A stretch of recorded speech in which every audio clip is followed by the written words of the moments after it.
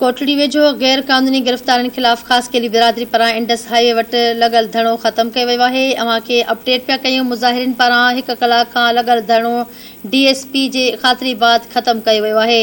धरणो ख़तमु थियण बाद रोड खे ॿिन्ही पासनि खां खोले ट्रैफ़िक लाइ बहाल कयो वियो आहे।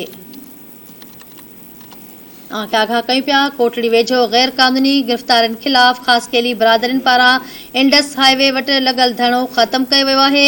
मुज़ाहिरीन पारां 1 कलाक खां लॻल धरणो DSP जी ख़ातिरी बाद ख़तमु करायो वियो आहे।